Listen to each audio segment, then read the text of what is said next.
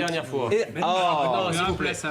On ne peut pas me reprocher de faire un amalgame entre les musulmans et les islamistes, etc. Nul mieux que moi ne connaît ce qu'est un musulman, ce qu'est un islamiste. Par contre, lorsque l'UOIF, il y a quelques années, décide de s'appeler les musulmans... Vous l'avez dit 10 fois. Vous êtes en boucle. Je l'ai dit. Or, vous êtes obsessionnel. Je m'étonne simplement qu'à ce moment-là, lorsque l'UOIF décide de s'appeler les musulmans en France, il n'y a pas eu une seule voix pour dire ils ne nous représentent pas, ni à gauche, ni chez les musulmans. La deuxième chose, c'est sur les voiles. Je reprends juste l'anecdote que vous avez dite tout à l'heure en disant dans l'avion, les femmes portent le voile, c'est juste un accoutrement vestimentaire. Justement pas. La manifestation du foulard, mais justement, ce n'est pas un accoutrement vestimentaire anodin, c'est un symbole politique.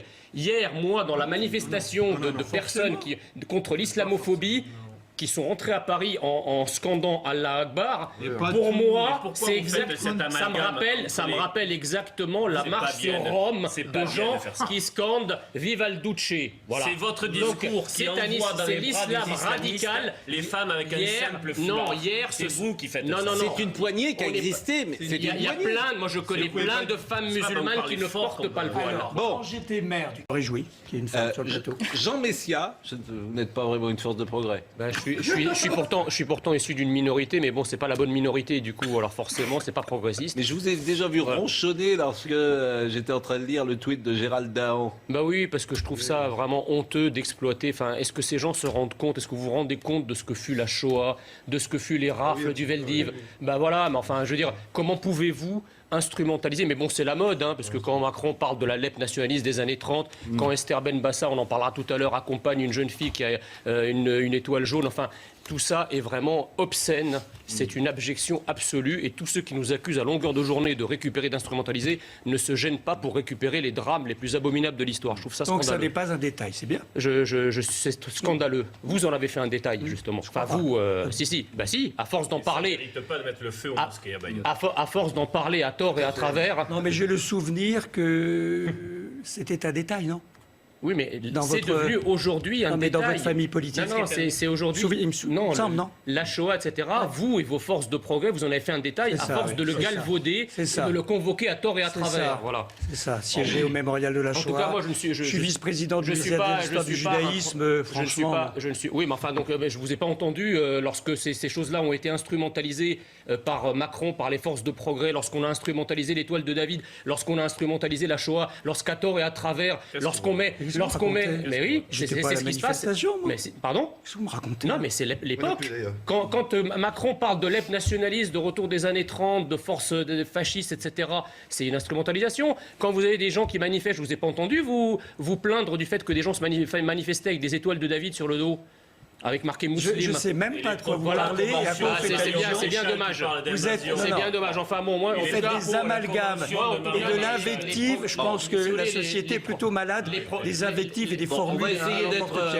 On va essayer d'avoir un ton agréable. Les progressistes, comme ça. J'ai même pas présenté votre Maubeuge. Bon, la discussion est ouverte. Jean Messia. C'est quand même extraordinaire. Le gars vous dit qu'il est non confessionnel et laïque et il s'appelle Parti des musulmans de France. Alors moi, je récuse totalement la comparaison avec le Parti chrétien-démocrate parce que le christianisme n'a pas de volet politique. En réalité, le Parti chrétien-démocrate, il s'inspire d'une philosophie du christianisme, mais le christianisme en tant que religion n'a pas de volet politique. Rendez à César ce qui est à César et à Dieu ce qui est à Dieu. C'est un des principes cardinaux du christianisme. Or, l'islam, c'est pas pareil. L'islam, c'est à la fois une religion, et on le sait d'ailleurs pour le voir tous les jours, qu'il y a aussi un volet politique. Il y a un islam politique. Dans d'autres pays arabo-musulmans, les frères musulmans, par exemple, sont une force politique, en plus d'autres une force religieuse.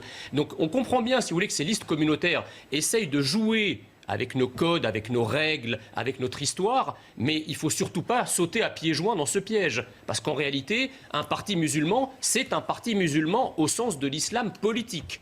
Mais comment on fait alors Que dit la loi? Comment on fait? Comment on fait pour interdire une... Non, mais interdire un parti comme ça servira à rien, de toute façon, puisqu'on sait très bien que même si on l'interdit, il va se baptiser Parti pour la justice et le progrès, et personne ne pourra dire quoi que ce soit. Quelle est votre solution? La solution, c'est déjà de commencer par lutter au communautarisme à la base. Là, c'est la superficie épidermique du problème. C'est la face émergée de l'iceberg. Mais si on ne s'attaque pas aux racines et aux causes profondes, c'est-à-dire la lutte contre le communautarisme, la lutte contre l'islamisme, pour casser les dents d'une certaine forme des revendications religieuses qui pullulent dans la société française, c'est pas en luttant contre cette petite partie émergée qu'on réglera le problème, ça c'est sûr. Hein. Si, il y a une solution, oui.